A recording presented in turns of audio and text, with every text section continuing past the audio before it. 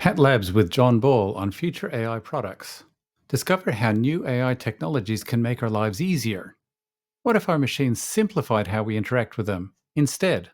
In the 21st century, we should be talking to machines as envisaged in the 1960s. We should also have useful robots at home and work to help make our lives easier. These machines don't need to replicate us. They just need to help us with technology that gets better over time. What's missing from today's AI is cognitive science, exploiting how our brain works.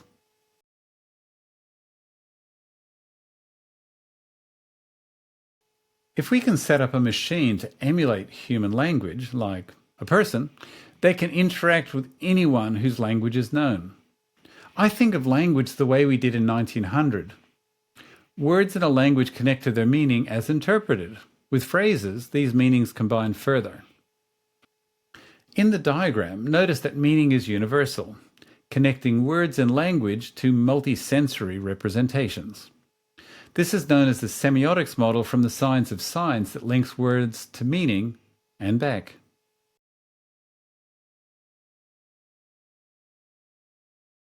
Human communications use two interconnected tools.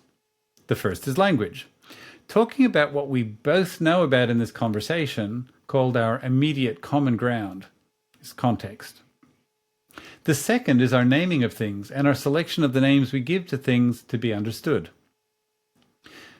Names and language are both potentially complex. Let's consider some examples. When I say, quote, "She saw the shuttle that Elon launched," unquote, there are two assertions. Firstly, Elon launched the shuttle, and second, she saw the launch. In conversation, you would immediately ask me who she is, of course. That's language. When I say Mr. Elon Reeve Musk, I'm referring to a particular person. I could also say Mr. Musk, Elon Musk, just Elon, or perhaps he or him. It's a matter of context to ensure the name is right and you know who I refer to. That's what we do in context. That's naming. In combination, we have a system that is impossible to recognize in real time with only grammar or statistics. We see this in the demonstrated limitations of generative AI. And previously, we saw this in the limitations of the parts of speech model and parsing from the 1960s to the 1990s. Both language and naming represent real things in the world and therefore connect to a semiotic meaning, as well as their forms to be validated in context.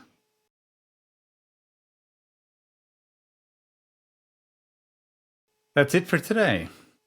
If you want to see more, I'm on Twitter/X @JBThinking, on LinkedIn @John S. Ball, on YouTube @John Ball AI, and Substack John S. Ball @substack.com. Thank you for joining me today, and see you again soon.